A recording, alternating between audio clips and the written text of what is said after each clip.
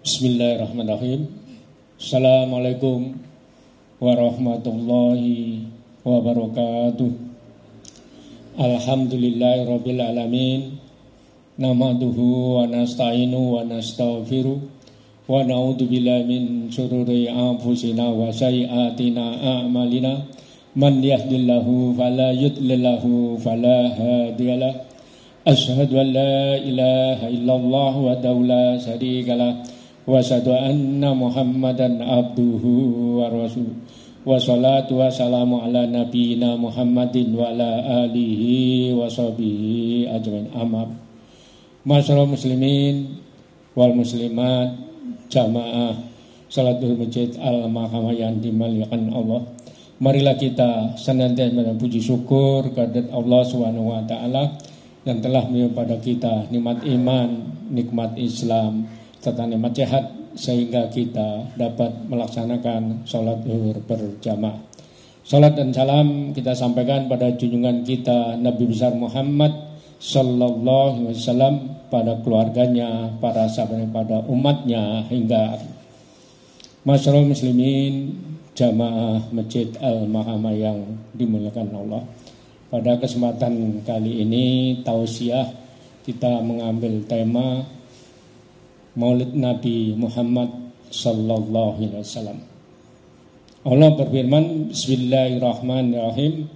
Wa id yarfa'u Ibrahimul qawaida minal baiti wa Ismail Rabbana taqabbal minna innaka antas samiul alim. Rabbana waj'alna muslimaini laka wa min dzurriyyatina ummatan muslimatan lak wa arina manasikana wa tub alaina innaka antat tawwabur rahim. Rabbana wab'ats fihim rasul yatlu alaihim ayatika wa kitaba wal hikmah yaqihim innaka antal azizul hakim.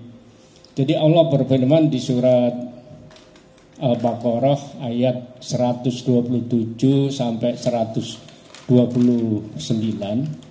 Jadi Allah memerintahkan kepada Nabi Ibrahim dan Nabi Ismail untuk merenovasi Ka'bah, karena Ka'bah pada waktu kena banjir bandang pada masa kaumnya Nabi Nuh. Jadi bagian atas daripada Ka'bah itu rusak. Nah, setelah Nabi Ibrahim dan Nabi Ismail itu merenovasi Ka'bah, kemudian Nabi Ibrahim dan Nabi Ismail itu berdoa agar amal ibadah yang berkenaan dengan renovasi Ka'bah itu diterima oleh Allah. Kemudian doa Nabi Ibrahim dan Nabi Ismail berikutnya itu agar di sekitar Ka'bah itu ada penduduknya. Pada waktu itu kan karena masih pegunungan tandus dan belum ada penduduknya. Kemudian Nabi Ibrahim berdoa juga di situ. Kemudian doa yang ketiga yaitu Nabi Ibrahim dan Nabi Ismail itu berdoa agar salah satu dari anak keturunannya itu ada yang lahir di dekat Baitullah itu. Nah, kemudian doa dari Nabi Ibrahim dan Nabi Ismail itu diijabah oleh Allah, yaitu satu-satunya Nabi dan Rasul yang lahir dekat Baitullah atau Ka'bah hanya Nabi Muhammad sallallahu alaihi wasallam. Karena jarak tempat lahir Rasul dengan Baitullah itu lebih kurang 300 meter lah. Kalau kita tarik garis lurus dari rumah Rasul sampai Baitullah itu sekitar 300 meter. Nah, ini masih diabadikan, cuman sekarang itu rumah Rasul itu dijadikan perpustakaan. Jadi kalau kita ada kesempatan untuk umroh atau haji, nanti kita akan melihat rumah Rasul yang sekarang dipakai perpustakaan. Mudah-mudahan kita di dalam memperingati Rasulullah itu, kita nanti kalau ada kesempatan haji dan umroh bisa kita melihat ke sana. Untuk itu mari kita bersalawat untuk Nabi, karena Nabi Muhammad itu Nabi yang paling istimewa, paling dekat dengan Allah, Makanya satu-satunya Nabi dan Rasul yang lahir dekat Baitullah hanya Nabi Muhammad sallallahu alaihi wasallam. Mari kita berselawat. Sallallahu Rabbuna ala nuril mubin Ahmad al-Mustafa Sayyidil Mursalin wa ala alihi wa sahbihi ajmain. Sallallahu Rabbuna ala nuril mubin Ahmad al-Mustafa Sayyidil Mursalin wa ala alihi wa sahbihi ajmain. Sallallahu Rabbuna ala nuril mubin Ahmad al-Mustafa Sayyidil Mursalin wa ala alihi wa sahbihi ajmain. Kita diperintahkan sholawat juga ada dasar hukumnya, yaitu di surat Al-Ahzab ayat 56 ayat. Jadi di samping kelahiran Rasulullah tadi itu dua doa Nabi dan Rasul, yaitu Nabi Ibrahim dan Nabi Ismail, agar salah satu keturunannya itu ada yang lahir dekat dengan Baitullah. Kemudian Allah berfirman di surat yang lain, yaitu di surat Al-Anbiya ayat 107. Allah berfirman, Bismillahirrahmanirrahim, wa ma arsalnaka illa rahmatan lil alamin. Jadi Nabi Muhammad itu diutus ke dunia ini untuk memberi rahmat semua alam. Nah, semua alam di sini kan ada alam manusia, ada alam tumbuhan, ada alam binatang, ada alam-alam yang lain. Nah, ini Rasulullah pemberi rahmat untuk semua alam. Dan ayat ini juga masih ditafsirkan di surat surat Saba ayat 28. Karena Al-Quran itu ada rumus 2S1L. Jadi siaknya ada di surat Al-Anbiya ayat 107, sibaknya ada di surat Saba ayat 25. Ayat 28. Allah berfirman, Bismillahirrahmanirrahim, wa ma arsalnaka, diulangi lagi nih. Allah wa ma arsalnaka illa kafatan linnasi basyira wa nadhira walakinna ya'lamun. Jadi rahmat tadi masih dipertegas lagi di surat Saba ayat 28. Jadi rahmatnya Rasulullah itu untuk semua umat manusia. Dari mulai Rasulullah dilahirkan sampai hari kiamat masih berlaku risalahnya Rasulullah. Nah, kalau Rasul terdahulu itu kan seperti kayak Nabi Daud, risalahnya itu hanya untuk kaumnya Nabi Daud. Sifatnya itu hanya lokal. Lokal itu artinya misalnya Nabi Daud di Palestina hanya untuk umat yang di Palestina. Dan jeda waktunya pun dibatasi. Jadi kalau misalnya risalahnya Nabi Daud tidak berlaku untuk Nabi Musa dan seterusnya. Makanya Nabi Muhammad ini Nabi yang paling mulia dan paling istimewa, karena beliau juga disebut juga Nabi Sayyidul Anbiya. Dan di samping Sayyidul Anbiya juga beliau juga Khatamal Nabiin, jadi Nabi yang terakhir. Kemudian kaitan dengan Rasul-Rasul terdahulu itu, kalau risalahnya seperti kayak Nabi Ibrahim itu hanya sekitar Palestina. Padahal Nabi Ibrahim itu satu zaman dengan Nabi Lut. Jadi kalau ajaran Nabi Ibrahim tidak berlaku untuk kaumnya Nabi Lut. Dan sebaliknya Nabi Musa juga begitu. Artinya ajaran Nabi Musa hanya untuk kaumnya Nabi Musa di sekitar Mesir. Nah, tidak berlaku untuk kaumnya Nabi Isa, dan Nabi Isa pun begitu. Jadi risalahnya Nabi Isa di Palestina di sekitar Yerusalem tidak berlaku untuk umatnya Nabi Musa, makanya nggak ada jaminan. Kalau risalahnya Rasulullah itu dari mulai Nabi Muhammad lahir sampai hari kiamat itu masih berjalan sampai sekarang ini kan kita alhamdulillah artinya masih menjalankan risalahnya Nabi Muhammad. Kemudian Allah berfirman di surat As-Saffat ayat 6. Bismillahirrahmanirrahim.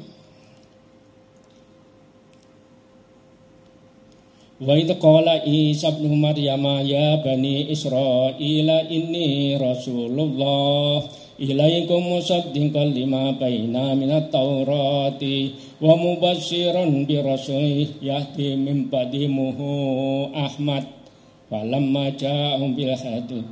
Jadi artinya Nabi Isa itu Nabi Muhammad sebelum lahir sudah diinformasikan kepada umatnya Nabi Isa. Karena Nabi Isa itu dianggap oleh kaumnya itu kan Nabi terakhir.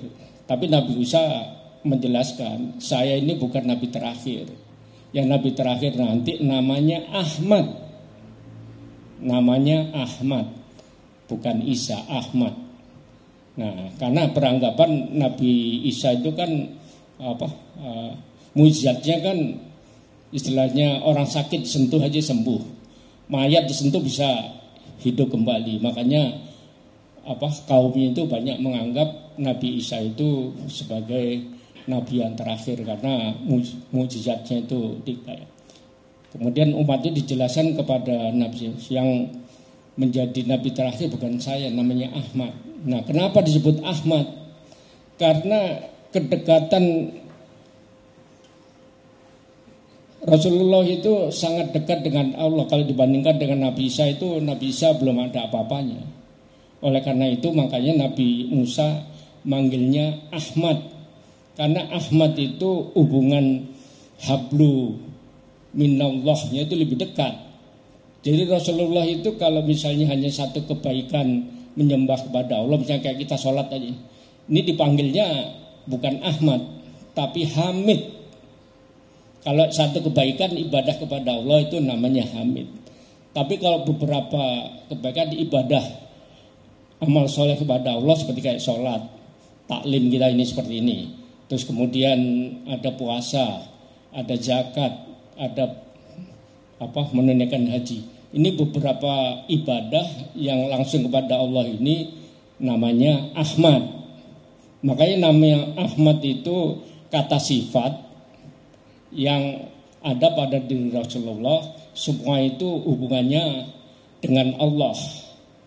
Nah, kemudian hablu minan nasnya juga namanya Muhammad. Kalau hanya satu kebaikan dengan misalnya kita punya sifat jujur. Jujur ini baru satu kebaikan antara manusia dengan manusia. Itu namanya Mahmud. Tapi kalau beberapa kebaikan yang kata sifat itu misalnya ada jujur, ada cerdas, ada pandai, ada dermawan, itu kan sifat semua. Nah, inilah Muhammad. Makanya Nabi Muhammad dari namanya aja sudah istimewa dan dimuliakan. Semua kata sifat. Seperti kayak kita ini kan namanya nama zat.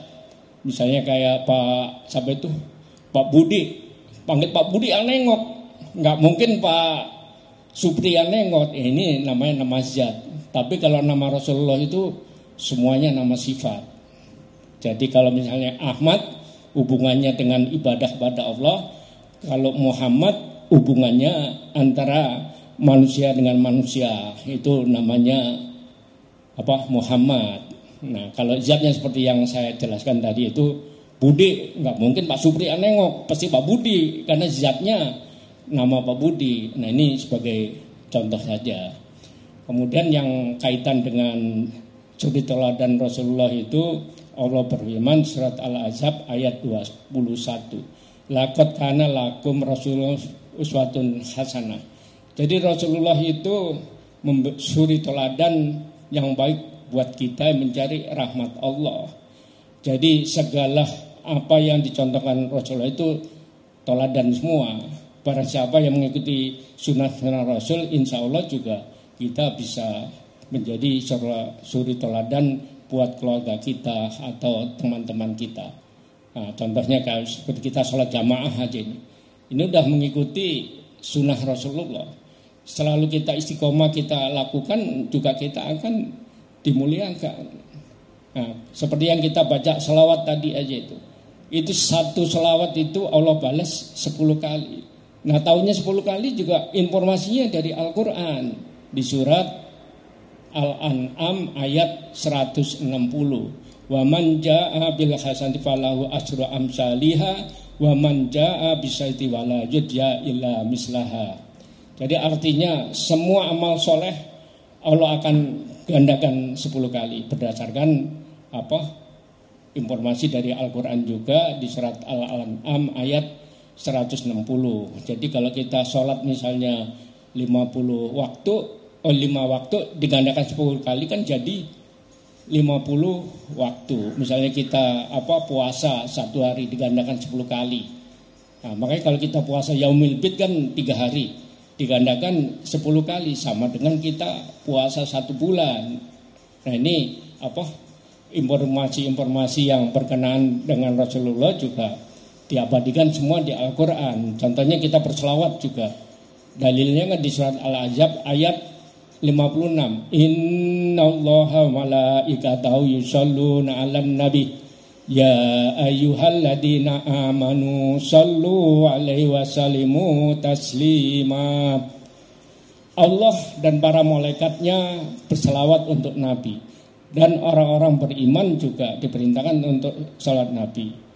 Oleh karena itu kita harus banyak berselawat. Kita sholat pun ada salawatnya kan. Kalau nggak ada salawatnya kan salat kita nggak sah. Seperti kita buka kajian ini, pasti ada salawatnya. Nah, oleh karena itu salawat itu kan ada perintah juga dari Al-Quran. Oleh karena itu Rasulullah bersabda kaitan dengan salat kan, sallallahu ala asron biha asron. Jadi setiap kita satu selawat dikatakan Allah 10 kali. Nah, kaitan dengan rahmat Allah juga masih ditafsirkan lagi di surat Al-Baqarah ayat 155 sampai 157. Allah berfirman, Bismillahirrahmanirrahim. Walam ulakum minal khawfi wal ju'i wa nafsi minal amwali wal anfusi was samarat wa basyiris sabirin alladzina idza asabathum musibah qalu inna lillahi wa inna ilaihi raji'un. Jadi setiap manusia pasti diuji oleh Allah. Sedikit ketakutan, kelaparan, kekurangan harta, jiwa, dan buah-buahan. Ini bahasa-bahasa kias yang ada di Al-Quran. Jadi kita itu pasti diuji. Misalnya kita sebagai pegawai aja, kalau pegawai. Misalnya kita sudah menunaikan kewajiban kita bekerja 1 bulan. Kadang-kadang waktunya gajian itu bos kita nggak bayar kita. Nah, ini ujian sedikit ketakutan tadi dan sedikit buah-buahan. Jadi ilustrasinya kalau misalnya petani itu misalnya dia menanam padi, waktunya panen dimakan wereng. Nah, ini kan ujian juga dari Allah. Kemudian kaitan dengan ujian jiwa, bisa juga anak kita sakit, istri kita sakit, atau diri kita yang sakit, ataupun ada yang meninggal. Ini ujian yang kaitan dengan jiwa. Nah, ujian-ujian ini semua kan milik Allah. Makanya kita diperintahkan untuk kembali kepada Allah. Nah, setelah kita kembali pada Allah, nanti akan mendapatkan solusi. Nah, solusi baru dapat jalan keluarnya. Nah, inilah rahmat Rasul itu sampai sini diatur semua di Al-Quran. Jadi walaupun keadaannya bagaimanapun juga akan menyesuaikan ayat ini. Mudah-mudahan tausiah yang berkenaan dengan Maulid Nabi ada manfaatnya. Lebih kurang mohon maaf. Subhanaka wa bihamdika astaghfiruka wa atubu ilaik. Rabbana atina fid dunya hasanah wa fil akhirati hasanah wa qina adzabannar. Assalamualaikum warahmatullahi wabarakatuh.